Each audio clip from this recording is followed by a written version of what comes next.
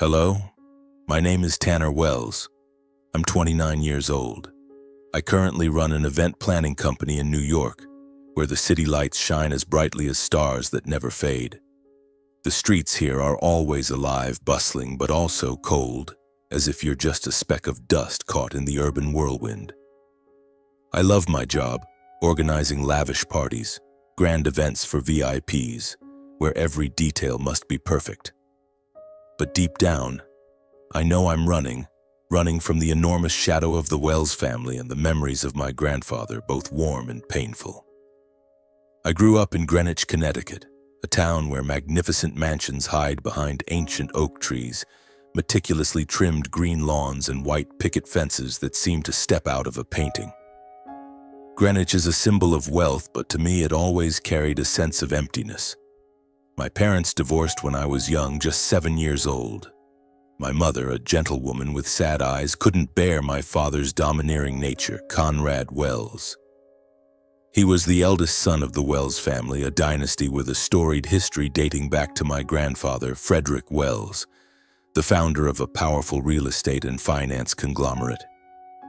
When my mother left, she left me in the vast, cold mansion where the only sounds were my father's footsteps and the unspoken tensions between him, Uncle Philip, and Aunt Elaine.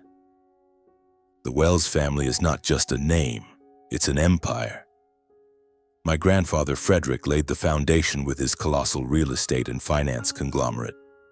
From the 1960s, he transformed barren lands into luxurious urban developments, skyscrapers in Manhattan, and investment funds that commanded respect in the financial world. My grandfather was a tall, robust man with sharp eyes that seemed to see through everything. But to me, he wasn't just a legendary businessman. He was the one who taught me how to tie a fishing line, how to balance on a snowboard, and most importantly, how to live without being blinded by money. Memories of my grandfather are the brightest pieces of my childhood. I remember early mornings when the sun was just rising, and he'd take me to the lake behind the house to fish. He'd sit on a folding chair, his baseball cap tilted, telling stories of his youth. Days when he started from nothing, working day and night to build the conglomerate. "Tanner," he'd say, his voice deep and solid as rock. "Money is a tool, not a purpose. Don't let it control you." I'd nod, though I didn't fully understand back then. I just loved sitting beside him, listening to the shimmering water and his booming laugh when I caught my first fish. In the winters, he'd take me skiing in the Adirondacks. I still remember the biting cold as snow clung to my face, my gloves soaked, but my heart warm because he was always there, shouting encouragement whenever I fell and got back up. "Keep falling, Tanner," he'd say, "but never stay down. Get up and try again." Those words I've carried with me my whole life. But not everything in my family was as warm as that. My father, Conrad, was the primary heir to the Wells conglomerate. He was a stern man, always dressed in a black suit, hair slicked back, with cold eyes that seemed to weigh every decision of those around him. He ran the company with an iron fist, and I always felt he saw me more as a project than a son. Uncle Philip, my father's younger brother, was the opposite. A charming man, always smiling and talking, but I knew behind that smile was calculation. Aunt Elaine, the youngest sibling, was a sharp woman, always appearing in expensive dresses with ambitious eyes. All three held important positions in the conglomerate, but I never felt close to them. They lived in a world revolving around power and money while I just wanted to escape. I grew up with conflicting emotions. On one hand, I was proud of my grandfather and what he had built. On the other, I despised how my father, uncle, and aunt ran the conglomerate. The tense meetings, the fake handshakes, and the smiles that hid underlying competition. I wanted no part of that empire. When I went to college, I chose to study business, but not to take over the family company. I wanted to build something of my own, something not overshadowed by the Wells dynasty. That's why I started my event planning company in New York. At first, it was just small parties, but gradually, I made a name for myself. I loved the feeling of standing behind the scenes, watching everything unfold perfectly. The lights, the music, and the smiles of the clients. The work keeps me busy, but also helps me keep my distance from my family, especially my father. He wasn't pleased with my choice. "Tanner," he once said, his voice heavy with disappointment, "you're wasting your potential. This family needs you." But I didn't need that family, at least not in the way he meant. Still, the memories of my grandfather remain a flame that warms me. I remember one time when I was 15, he called me into his study at the family estate. The room smelled of pine wood and old books, with paintings of ships crossing oceans hanging on the walls. He sat behind his desk, looking at me with serious but warm eyes. "Tanner," he said, "one day you'll face difficult choices. Remember, doing the right thing is always harder, but it will let you sleep soundly at night." I didn't fully grasp his meaning then, but those words echoed in my mind like a prophecy. I didn't know that just a few years later those words would become a guiding compass through the darkest days of my life.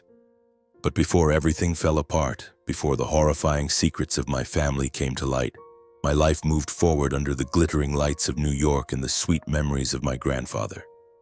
I thought I had it all: a career, an independent life, and big dreams. But I didn't realize that deep in my heart I was still searching for something, an answer to the voids I had never dared to face. And then everything changed on that fateful day, the day my grandfather disappeared. I still remember it vividly, a winter morning when I was 23, with the New York sky draped in a heavy leaden gray. I was in my small office, just starting out with my event planning company, when the phone rang. My father's voice, cold as always, came through the speaker. "Tanner, your grandfather is missing. In Colorado. The rescue team is searching." No further explanation, no trace of emotion. I stood frozen, gripping the phone tightly, feeling as if the ground beneath me had collapsed. My grandfather, Frederick Wells, the man as unyielding as a mountain, had vanished during a skiing trip in Colorado. He loved those snow-covered slopes, where he once taught me how to glide on a snowboard and get back up after every fall. This time, he went alone, a rare occurrence, as he usually preferred company, whether it was me or an old friend. The initial report from the rescue team said he was caught in a sudden blizzard. Colorado's storms could swallow anyone, even someone as experienced as my grandfather. But I couldn't believe it. Not my grandfather, not the man who always had a plan for everything, who once told me, "Every step must have a purpose." I flew to Colorado that same day, clinging to a fragile thread of hope. When I arrived, the biting cold cut into my skin, but the chill in my heart was far harsher. The rescue team had scoured the mountainsides, from familiar trails to deep, treacherous ravines. They found his snowboard, snapped in two, lying alone near a cliff's edge. A torn glove was also discovered, stained with dried blood. But there was no trace of him, no clues.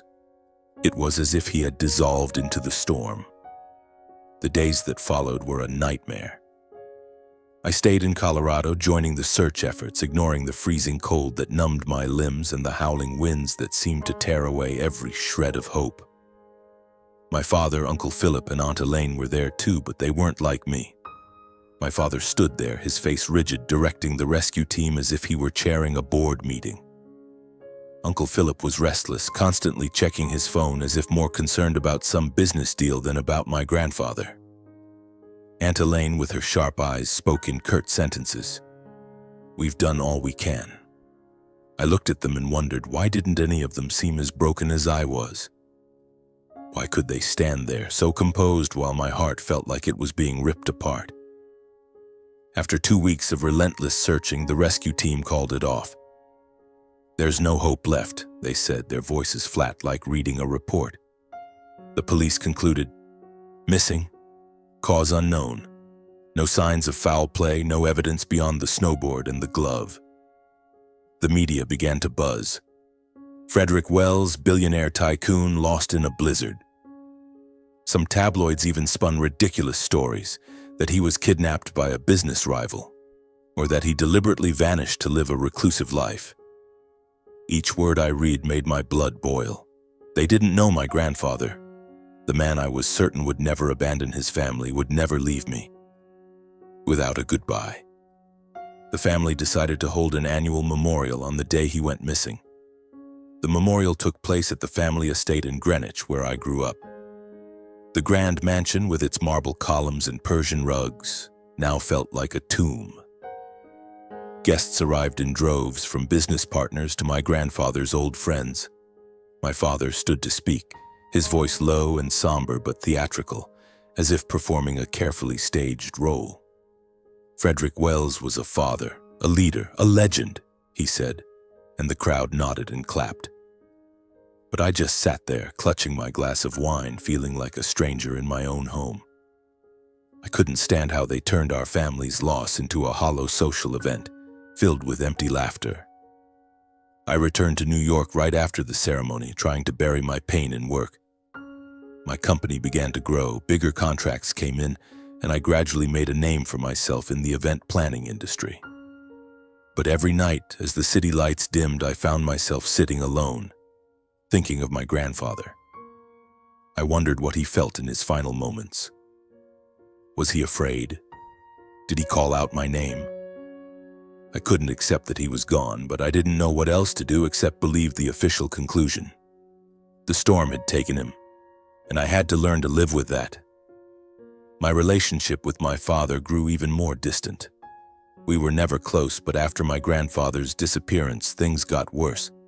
He wanted me to join the Wells conglomerate, to take a leadership role. "This is your legacy," he said, his voice heavy with expectation.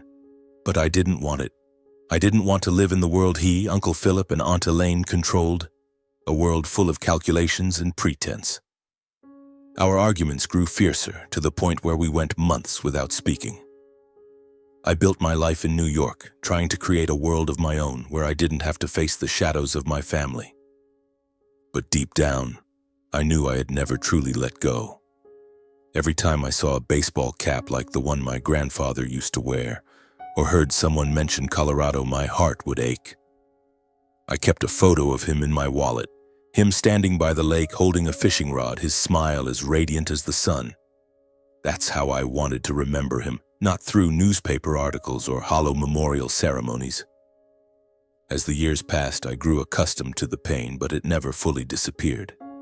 It was like a scar, always there, reminding me of the man who shaped who I am. I thought I would continue living like that, carrying the memory of my grandfather like a silent companion.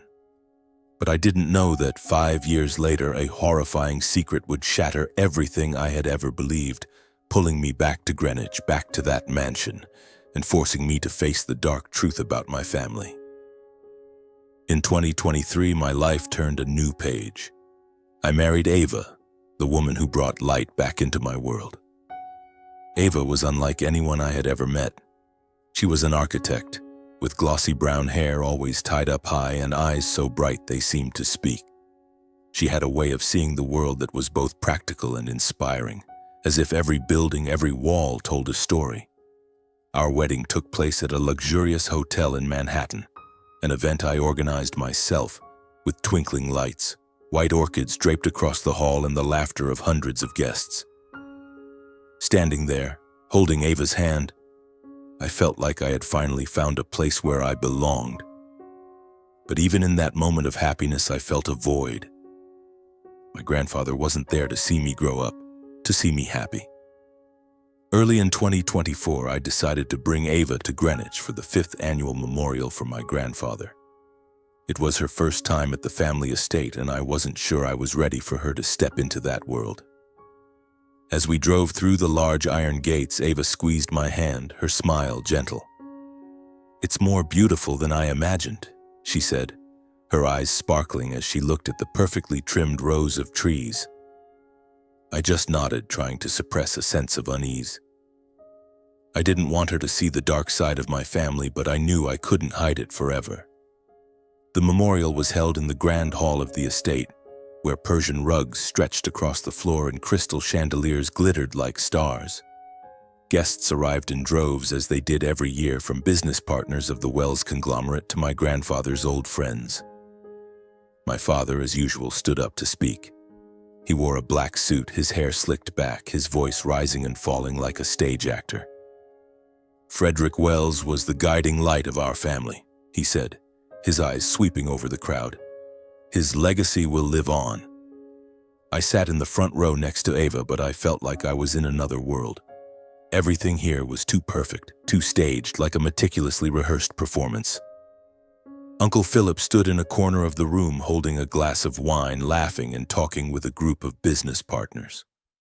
Aunt Elaine, in a striking red silk dress, moved through the crowd, shaking hands with a sharp smile. I looked at them and wondered, why didn't any of them seem truly grieving? 5 years had passed, but the pain of losing my grandfather still tore at me every day. And them, they were either acting, or they had truly forgotten him. Ava, sitting beside me, seemed uncomfortable. She squeezed my hand lightly and whispered, "Everything here. It's like a theater stage." I nodded, feeling like she had just voiced what I'd always thought but never dared admit. After my father's speech, everyone began moving to the dining room, where an elaborate feast was prepared with exquisite dishes and expensive wines. I led Ava around the estate, showing her the corners where I used to play as a child, the library with its towering bookshelves, the garden with its fountain, and the hallway leading to my father's study. As we passed through a side hall, Ava suddenly stopped. She looked up at the marble wall, then out to the courtyard, where moonlight illuminated the meticulously trimmed bushes. "Tanner," she said, her voice low but resolute, "something's not right here." I frowned, confused. "What do you mean?" She pointed at the wall. "The dimensions of the house, they don't add up." I laughed, thinking she was joking. "Ava, I lived here for nearly 20 years. If there was something strange, I'd know." But she didn't smile. She paced, taking long strides, counting steps from the inner wall to the courtyard outside. "Tanner, I've been an architect for over 10 years. I know how to read spaces. There's a gap. It could be a hidden room." I froze, feeling as if someone had poured ice water over me. A hidden room? In the house I grew up in? I shook my head, trying to dismiss the thought. It's probably just the design. Old houses like this have spaces for structural support or something. But Ava stood firm in her conviction.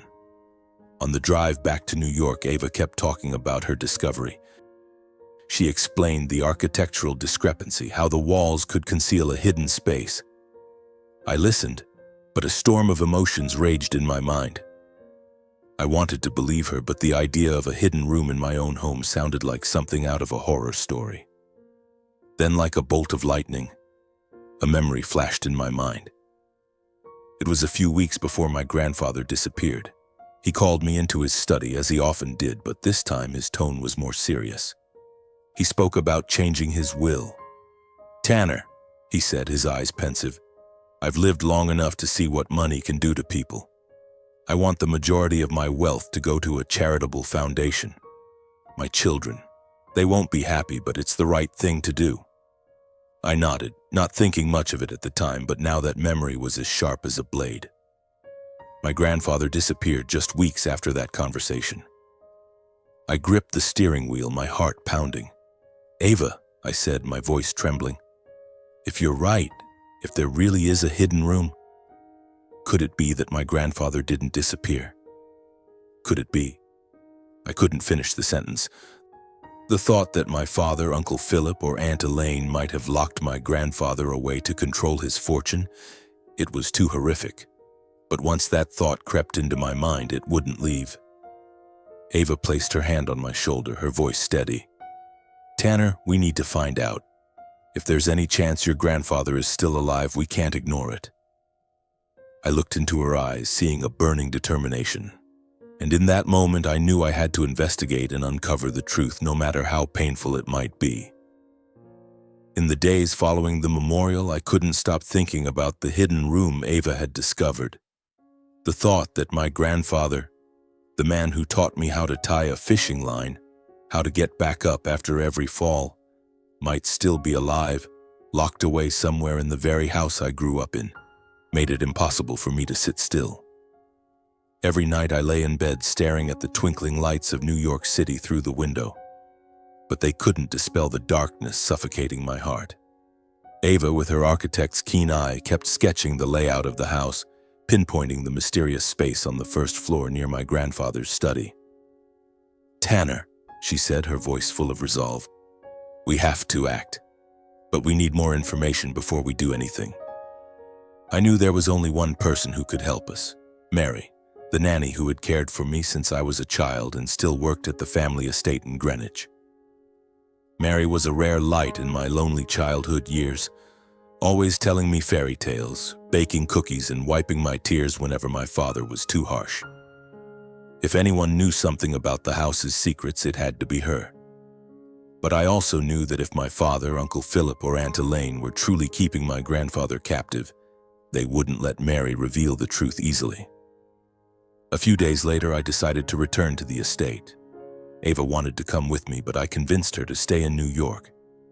"If we both show up, they might get suspicious," I said. "I need to do this alone first." Ava didn't like the idea, but she eventually agreed, reminding me to bring a small notebook to jot down any details Mary might share. I drove to Greenwich, my heart heavy as if carrying the weight of the world. The estate loomed before me, still magnificent with its white marble columns and stained glass windows, but now it felt more like a prison than the home I once loved. I found Mary in the spacious kitchen, where the faint smell of cinnamon cookies lingered, just like in my childhood memories. She was wiping down the counter, her silver hair neatly tied back, her wrinkled hands moving slowly. When she saw me, she smiled, but the smile couldn't hide the anxiety in her eyes. "Tanner, are you here for a visit?" she said, her voice warm but slightly trembling. "The memorial the other day was so elegant, wasn't it? People still talk about Mr. Frederick." I cut her off, not wanting her to deflect. "Mary, I'm not here to talk about the memorial." I stepped closer, looking directly into her eyes. "I need the truth about my grandfather, about the hidden room on the first floor." She froze, her hand stopping mid-wipe, her eyes flashing with panic as if I had just touched on a horrifying secret. "Tanner, what are you talking about?" she whispered, her voice so soft it was barely audible. "Don't ask about those things. It's not safe." I sat down on an old wooden chair in the kitchen, trying to keep my voice calm but unable to hide the urgency. "Mary, I grew up in this house. I know every nook and cranny, but Ava, my wife, she noticed a space on the first floor that doesn't add up. I remember what my grandfather said about changing his will, about the charitable foundation. And then he disappeared. If you know anything, please tell me." I took her hand, her trembling, cold hands clasped in mine. "My grandfather was the best person I've ever known. He taught me how to live, how to be a man. If he's alive, if he's locked away, I can't abandon him."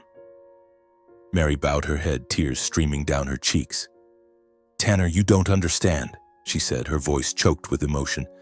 "They won't forgive me if I tell. They'll kill me." My heart tightened. "They? Who was she talking about? My father? Uncle Philip? Aunt Elaine?" I gripped her hands tighter, my voice low but insistent. "Mary, I'll protect you, I swear. But I need to know the truth. For my grandfather." After a long silence, she looked up, her eyes filled with pain. "Mr. Frederick, he didn't disappear in the storm." Her words pierced me like a knife. Ava was right. I felt the blood in my veins turn to ice, but I forced myself to stay calm, waiting for her to continue. "They, Mr. Conrad, Mr. Philip, and Miss Elaine, they locked him away in a hidden room near the study. I was forced to care for him, to bring food and water through a small slot in the false wall. They threatened to kill me if I told anyone." I gripped the chair tightly, trying to contain the rage erupting in my chest. "Locked him away? His own children?" Mary nodded, tears streaming down her face. "They didn't want him to change the will. They wanted to keep the fortune, not let it go to the charitable foundation. I begged them to let him go, but they wouldn't listen. That room, it has a surveillance camera and an electronic lock. Only Mr. Conrad and Mr. Philip know the code. If I brought you or anyone unfamiliar near it, the system would lock all the doors and send an alert to Mr. Conrad. I felt as if the world was crumbling around me. My grandfather, the man as strong as a mountain, locked away like a prisoner by his own children. I wanted to scream, to run to that wall and tear it down, but I knew I had to stay composed. "Mary," I said, my voice trembling, "I'm going to find a way to save my grandfather, but I need your help." Mary nodded, warning me not to approach the hidden room through the main entrance under any circumstances. I left the estate, my mind spinning as if caught in a whirlwind. On the drive back to New York, I called Ava, recounting everything Mary had revealed. Her voice over the phone was tense but resolute. "Tanner, we can't go to the police yet. Mary's words, as heartbreaking as they are, aren't enough for proof. If your father gets an alert from the system, they might move your grandfather or worse." I gripped the steering wheel, knowing she was right. "So what do we do?" I asked, a mix of helplessness and burning anger raging in my chest. "We need a plan," Ava replied, "and we need to act fast." Back at the apartment, Ava had spread a large sheet of paper across the dining table next to a steaming cup of coffee and her laptop. She had contacted a friend from architecture school who had access to Greenwich's city building records. "They sent me the original blueprints of the estate," Ava said, pointing to the laptop screen. The blueprints appeared, detailed down to every wall and pipe. Ava zoomed in on the first floor near the study where Mary had described the false wall. "Here," she pointed to a blank space on the blueprint. "This room isn't labeled, but it exists. The false wall hides it." I stared at the blueprint, feeling like I was looking at a map to a horrifying truth. Ava continued, her voice steady. "We can't go through the main door because of the electronic lock and surveillance camera. But if we break through the wall from the outside near the garden, we might bypass the security system." I nodded, picturing the false wall hidden behind the large tapestry Mary had mentioned. "But how do we avoid being detected?" I asked. "The estate has guards, and if my father gets an alert—" Ava cut me off, her eyes lighting up. "Does your father have any upcoming business trips? If he's away, we'll have a window." I recalled my father's schedule. He frequently traveled to Chicago or London for board meetings with the Wells conglomerate. "Next week," I said. "He's going to Chicago for 3 days. Uncle Philip and Aunt Elaine usually go with him." Ava smiled, a determined smile. "That's our chance. 3 days with no one watching closely. We'll get in, break the wall, and save your grandfather." We began preparing. Ava printed out the blueprint marking the exact location of the false wall from the garden side. I drove to a hardware store in Brooklyn, buying a sledgehammer, a high-powered flashlight, and a set of metal cutters. I carefully hid them in the trunk of the car, my heart pounding every time I thought about the plan ahead.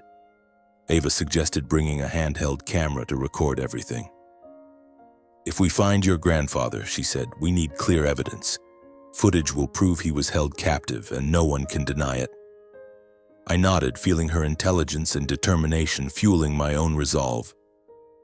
The days waiting for my father's trip felt like a nightmare. Every night I lay in bed staring at the ceiling, imagining my grandfather chained in a dark room. I remembered our fishing trips by the lake when he'd laugh heartily and pat my shoulder, calling me kiddo. I remembered him teaching me to ski, shouting encouragement every time I fell. The thought that he had been locked away for 5 years, frail and alone, crushed my heart. I wondered if he thought of me, if he hoped I'd come to save him. And then I thought of my father. He was cold, domineering, but he was my father. Could he really do something so horrific? I didn't want to believe it, but Mary's words echoed in my mind, sharp as a blade. The night before my father left, Ava and I sat down to review everything one last time. Sledgehammer, flashlight, metal cutters, handheld camera, everything was ready. Ava spread out the blueprint again, showing me the precise location of the false wall from the garden. "We'll go in at midnight," she said. "The guards usually patrol early, but they get lax afterward. We only have one shot, Tanner." I nodded, feeling like a warrior preparing for battle, but also like a scared child facing the truth. The day my father left Greenwich, I received a short text from Mary. "Your father's gone to Chicago. Act soon before he returns." I stared at the message, feeling a weight like a stone in my chest. My father had no idea I was about to unravel the secret he'd kept hidden.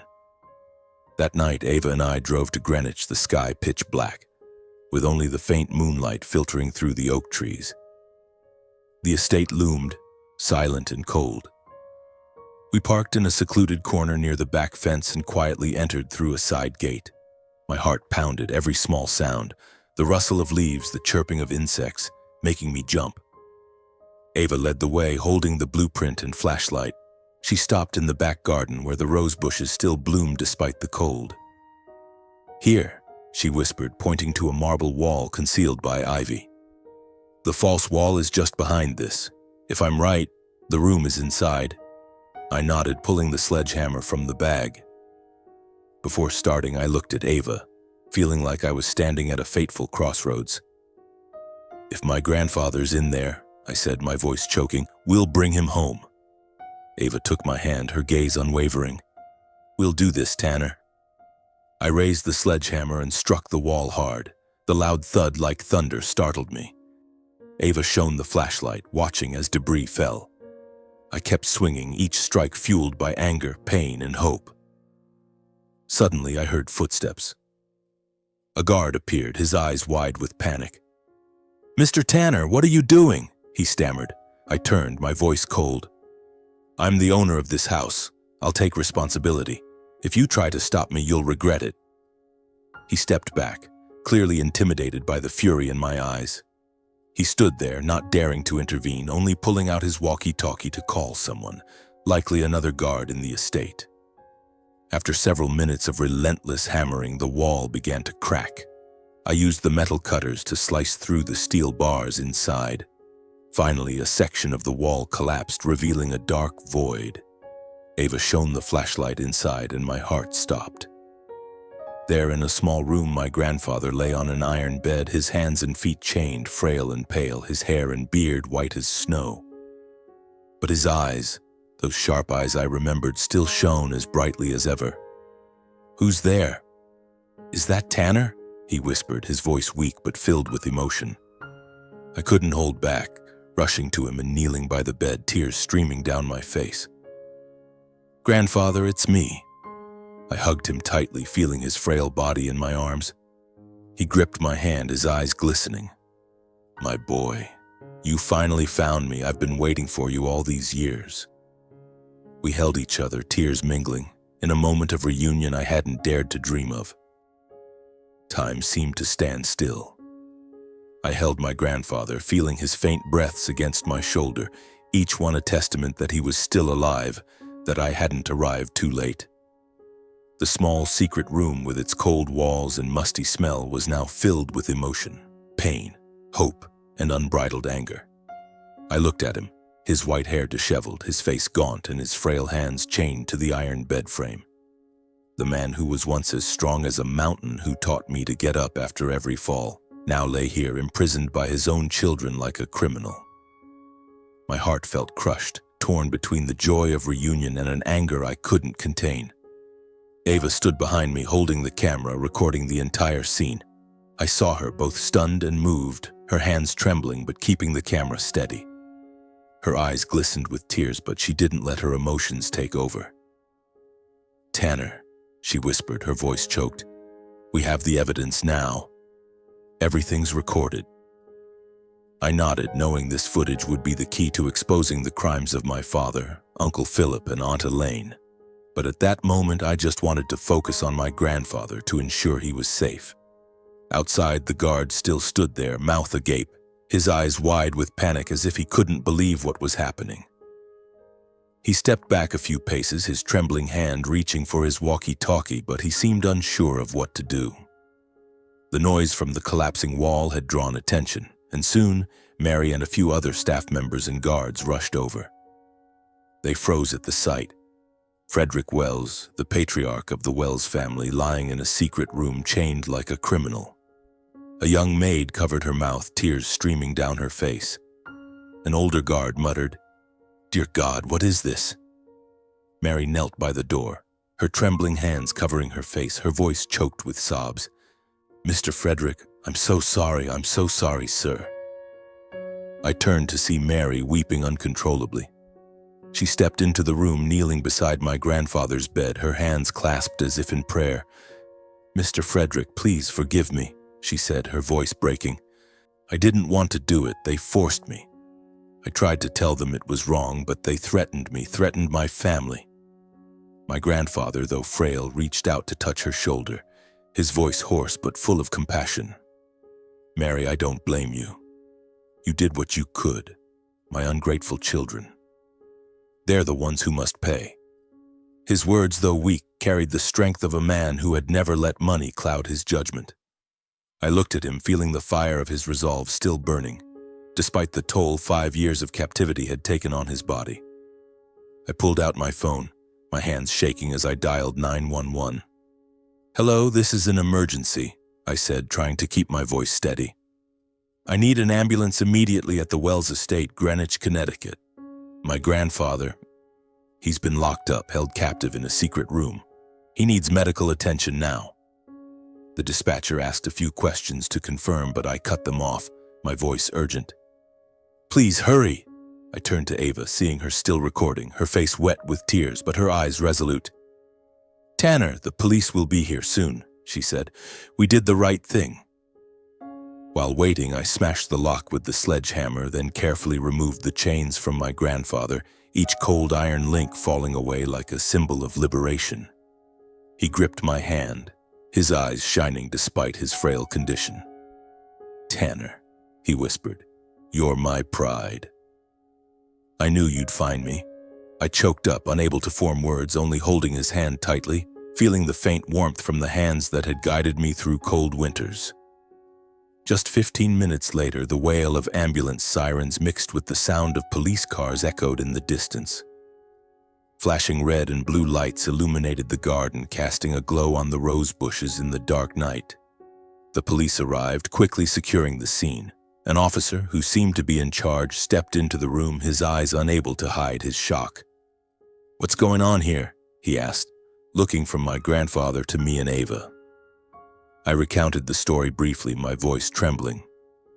"My grandfather, Frederick Wells, has been locked in this room for 5 years. I have proof." I pointed to the camera in Ava's hands.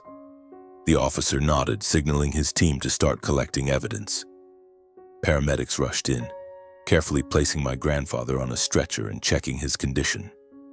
He was weak, his breathing uneven, but still alert enough to speak to the officer nearby. "I am Frederick Wells," he said, his voice hoarse but clear. "My son Conrad, along with Philip and Elaine, locked me in here for 5 years to stop me from changing my will." His words were like a verdict, powerful and uncompromising despite his weakened state. I followed the ambulance, holding my grandfather's hand, while Ava stayed behind to work with the police, handing over the footage and explaining everything. Watching my grandfather on the stretcher, I felt both relief and pain. Relief that he was alive, that I had found him. Pain from the horrific truth about my family. My father, Uncle Philip, Aunt Elaine, the people I once called family, had betrayed the man who meant the most to me. But now I knew I had to be strong. For my grandfather, for the truth, and for myself. The ambulance sped through the snow-covered streets of Greenwich, its red and blue lights flashing in the dark night. I sat beside my grandfather, holding his hand tightly, feeling his frail fingers lightly squeeze mine as if promising he was still here, still fighting. His face was gaunt, his eyes sunken, but his gaze remained sharp like a flame that never went out. "Tanner," he whispered, his voice weak but full of resolve. "You did what I always believed you could." I choked up, unable to respond, only gripping his hand tighter as if afraid that letting go would make him disappear again. At Greenwich Hospital, doctors and nurses rushed my grandfather into the emergency room. I stood in the hallway, watching through the glass as they checked his heart rate, measured his blood pressure, and started an IV drip. A female doctor, her expression serious yet empathetic, stepped out and spoke to me. "He's severely malnourished and dehydrated, but he's stable. We'll run a full battery of tests to assess his condition thoroughly. I nodded, feeling as if a weight had been lifted from my chest, though worry still clung to me. Will he be okay? I asked, my voice trembling. She gave a small smile. He's a strong man. We'll do everything we can. Ava arrived at the hospital about an hour later, bringing the video footage and a copy of the estate's blueprints she had given to the police. She hugged me, her eyes still red from tears shed at the estate. The police have seen the video, she said. They're working with the investigation team to finalize arrest warrants. I nodded, but inside a storm of emotions raged. My father, the man who always demanded I live up to the Wells legacy, was now a criminal. The thought filled me with both anger and pain. After a few hours, when my grandfather had stabilized, a detective, Lieutenant Harris, came to meet us at the hospital. He was a middle-aged man with graying hair, his sharp eyes tempered by a lack of coldness. Mr. Frederick is alert enough to give a statement, he said. We need you and Ms. Ava present to clarify some details. We entered the hospital room where my grandfather lay on the bed, an IV line in his arm. He still looked frail, but his eyes were brighter, as if his liberation had breathed life back into his body. My grandfather began to speak, his voice hoarse but clear, like a man determined to let the truth be known. I was kidnapped during a skiing trip in Colorado, he said, his gaze fixed on Lieutenant Harris. I thought it was just a normal trip, but then I was attacked, drugged. When I woke up, I was in that secret room in my own family's estate. He paused, taking a deep breath as if the memory still caused him pain.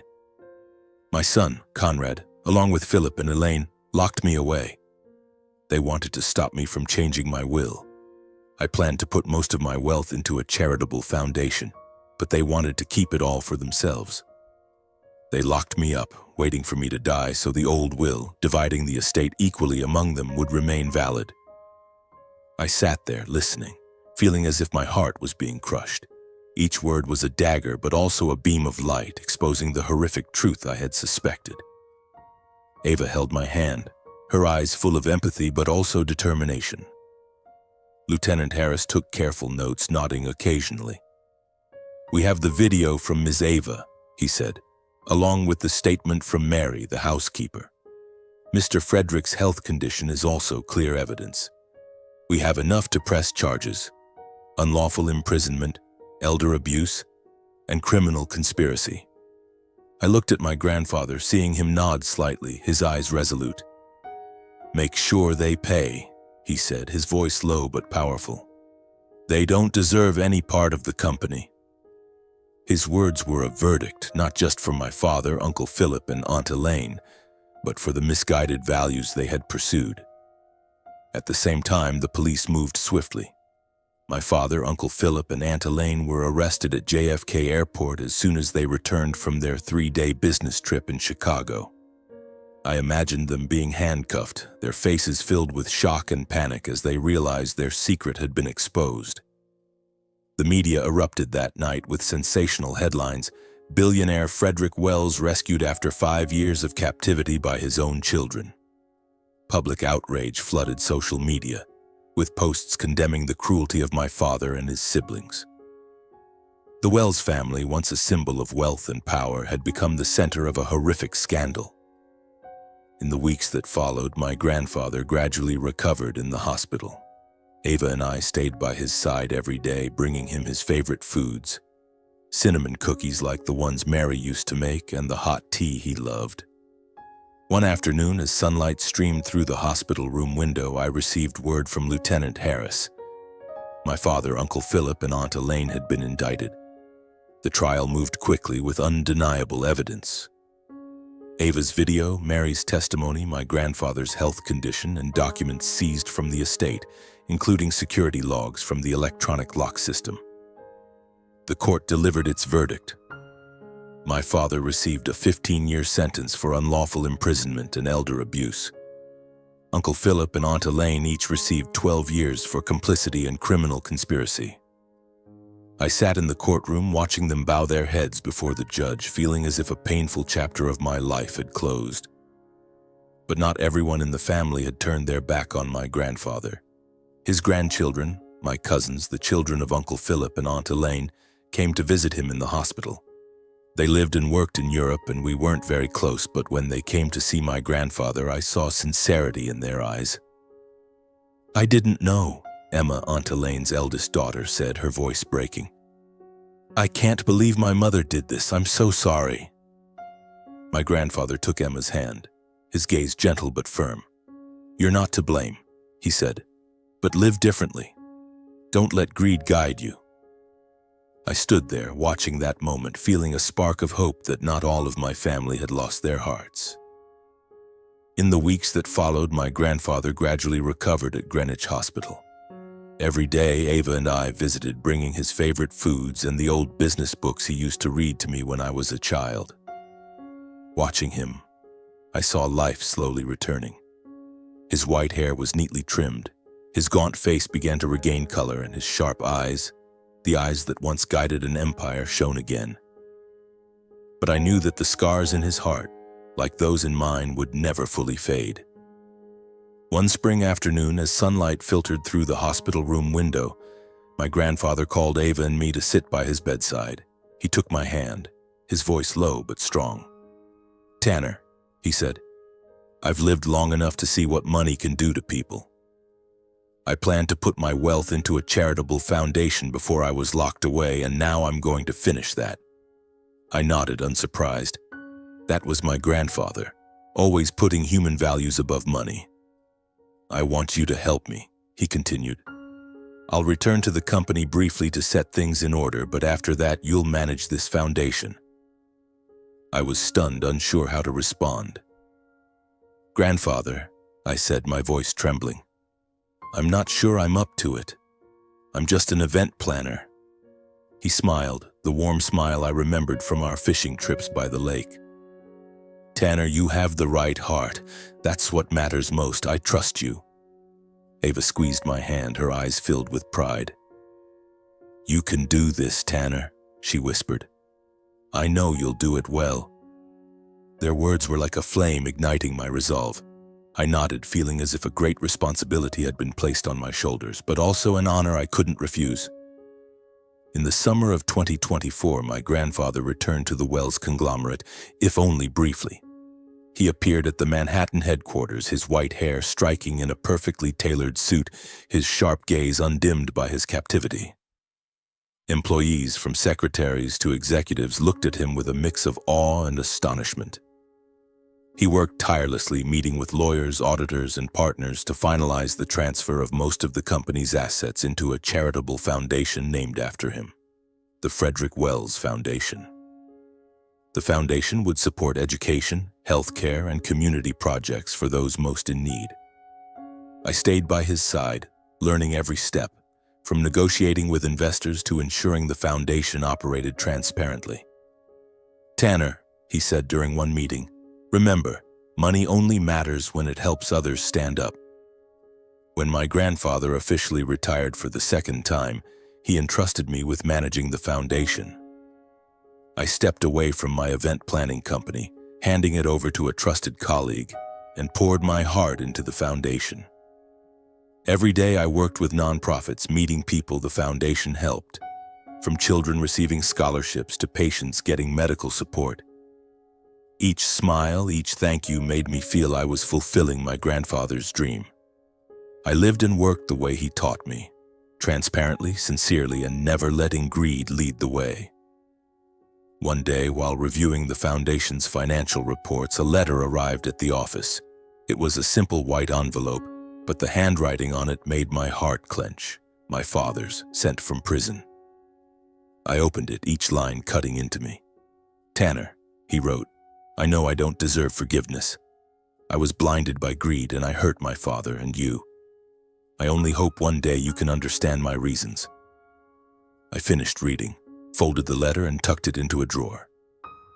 I didn't respond. Not because I was angry, though the anger was still there, but because I didn't know what to say. The man who was once my father was now just a shadow of the past, and I didn't want that past to pull me back. One autumn afternoon, Ava and I returned to the Greenwich estate. The house, once a symbol of wealth and power, now felt different. The false wall on the first floor had been completely removed, and the secret room was now an empty space converted into a small library at my grandfather's request. We stood in front of the house, looking at the oak trees casting their shade, feeling as if a great weight had been lifted. Ava held my hand, her eyes sparkling in the sunlight. "We did it, Tanner," she said. "Your grandfather is proud of you." I smiled, squeezing her hand. "Not just him. I'm proud of you, Ava. Without you, I don't know what I would have done." Standing there, I thought about the lessons this journey had taught me. I learned that taking action, no matter how difficult, is the only way to face the truth. I learned that trusting those who love you, like Ava, like my grandfather, is the greatest strength. And I learned that blood isn't always what makes a family. Family is the people who stand by you, even when the world turns its back. My grandfather taught me that, and I will carry that lesson for the rest of my life.